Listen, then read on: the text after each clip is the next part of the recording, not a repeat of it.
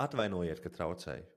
Varētu lūdzu minūtīt tikai ātri pastāstīšu, kas mums ir, un tad jūs pateiksiet, jums patīk vai nē. Tātad šādas te frāzes. Atvainojiet, ka traucēju. Varētu lūdzu tikai minūtīt uzklausīt. Es tikai neaizņemšu daudz jūsu laiku. Paldies par jūsu laiku. Visas šīs te frāzes pazemina tavu statusu. Viena no lielākajām problēmām, ko es redzu pārdevējiem, kāpēc viņiem neizdodas sasniegt labus rezultātus, problēma atrodas starp šīm divām ausīm. Viņu galvā, viņu domāšanā. Viņi paši sevi redz kā zemāka statusa. Tā ir milzīga problēma. Iespējams, bieži vien tas ir pat neapzināti. Neapzināti tu redzi sevi kā zemāka statusa. Tu zvani cilvēkam, nezinu, lai kādu produktu pārdot, ja? Tad, piemēram, uzņēmējiem vai kaut kādam īpašniekam kaut kur. Un tev ir tā sajūta, ka tu esi tāds kā no lūdzēja pozīcijas. Tu tā kā lūdzies pēc tā cilvēka laika un naudas. Tu skrien viņam pakaļ. Un šī tā domāšana, tas, ka tu sevi tā redzi, ļoti, ļoti traucē pārdot. Jo klients jūt, ka tu uzvedies kā kārtējs pārdevējs, kuram no klienta vajag tikai viņa naudu. Ja? Tikai atvainojiet, ka es traucēju, tikai ātri pastāstīšu. Tātad viss, ko tu gribi stāstīt, ir tikai par sevi, savu produktu, ja? Un tērēt viņa laiku. Šīs frāzes pazemina tavu statusu. Es atkārtošos vēlreiz. Tātad, ar ko ir jāsāk pārdošanā, lai tu būtu veiksmīgs? Ar to, kad ir jāsaprot, kad tu neesi zemāka statusa. Tu esi cilvēks, kurš dara savu darbu. Tavs darbs ir strādāt pārdošanā un uzrunāt klientus. Pat ja viņš ir kompānijas īpašnieks, pat ja viņš ir CEO, direktors vai vēl nezinu kas, beigās jūs esat divi cilvēki. Un tie labeli, ko mēs uzliekam, īpašnieks, direktors, vadītājs, CEO, tie ir tikai labeli, kas atrodas šeit. Un tas labels, ko tu uzliec sev, es esmu tikai telemarketinga speciālists, pārdevējs vai vēl nezinu kas.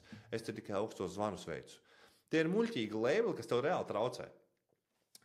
Tāpēc, numur viens, ar ko mēs sākam, mēs tiekam vaļā no šīs muļķīgās, nepareizās bildes, ko mēs redzam savā galvā, un saprotam to, ka mēs esam vienkārši divi cilvēki. Tātad viens cilvēks, kurš strādā kādā uzņēmumā par vadītāju, otrs cilvēks, kurš strādā par pārdevēju. Un tev, kā pārdevējam, ir risinājums potenciālai klienta problēmai. Ja šim te klientam ir problēma, tev ir risinājums. Nu tad kāpēc tev vajadzētu justies zemāka status? Kāpēc tev vajadzētu lūgties pēc viņa laika? Viņam būtu jālūdzās pēc tava laika. Viņam būtu jāskrien pakaļ tev.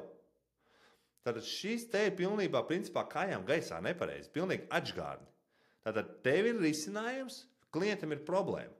Tad kurš ir patiesībā, teiksim tā, galvenais šī visā situācijā? Ja? Lūk, tad atceramies to, tu neesi zemāka statusa, tev ir risinājums, viņam ir problēma, un vēl viena lieta, kas ir, neesi pieķēries iznākumam.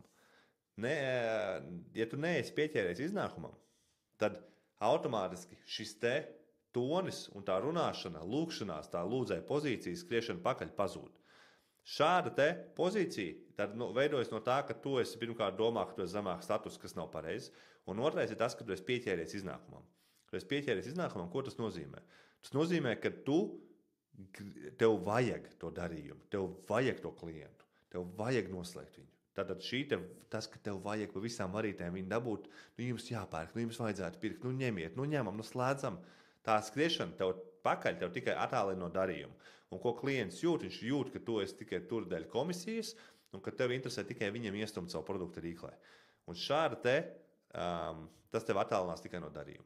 Ja tu zvanīsi klientam un būsi pilnīgi nepieķēries iznākumam, tad tu esi pilnīgi ok, ja viņš gribēs sadarboties, un pilnīgi ok, ja negribēs. Tātad, jebkurā gadījumā, tā ir viņa izvēle. Tu nevari tu vari ietekmēt, protams, ja tu vari mēģināt, taču beigās lēmums ir viņa. Un gribēt ir forši. Gribēt, mēs visi gribam pārdot, mēs visi gribam noslēgt darījumus, mēs visi gribam nopelnīt vairāk. Gribēt ir ok, bet vajadzēt nē. Jo, ja tev vajag, un tev ir tā sajūta, ka tev vajag to klientu dabūt, tad tas spiedīsies ārā pa visām vīlītēm, tavā tonī. Varat lūdzu minūtīt, es ātri, ja? Varbūt atļaujiet man pateikt tikai. Ja? Tas spiedīsies ārā pat neapzināti tavā tonalitātē, vārdos, ko tu izvēlēsies. Savukārt, ja tu tiešām būsi pilnīgi ok, ka tas klients pat nenopērk no tevis, ja? Jo gribēji, tad ok, tu gribēsi, tu darīsi visu. Es nesaku, ka ir jābūt pilnīgi vienalga vai tur pofīgi uz klientu. Nē, tu darīsi visu, kā jādara. Ja? Tu mēģinās darīt visu, taču tev ir vienalga beigās, tu esi pilnīgi ok, ja viņš negribēs pirkt, ja viņš negribēs sadarboties. Lūk, te nepārprotiet. Ja? Es nevienā brīdī nesaku, ka jābūt pilnīgi vienalga vai pofīgi uz klientu vai nospļauties. Nē, mēs darām labāko, ko mēs varam izdarīt. Taču mēs esam pilnīgi ok, ja viņš negribēs sadarboties. Un ja mēs ejam ar šādu mindset iekšā, pazūd tas, ka tu izklausies kā bērns tajā sarunā ar klientu. Saruna izklausās kā bērnam ar pieaugušo. Ja? Tad šis te pazūd.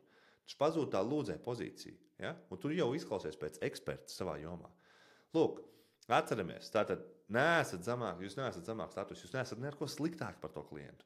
Šīs te jums tikai vienkārši burtiski ļoti, ļoti traucē pārdot. Tāpēc atmetiet šīs domas, jūs esat pilnīgi divi vienādi cilvēki. Jūs darat savu darbu, viņš dara savu darbu, jums ir risinājums, viņam ir problēma, un jūs esat pilnīgi ok, ja viņš pat negribēs sadarboties. Jums ir citi klienti rintā, kas gribēs to problēmu risināt. Ja?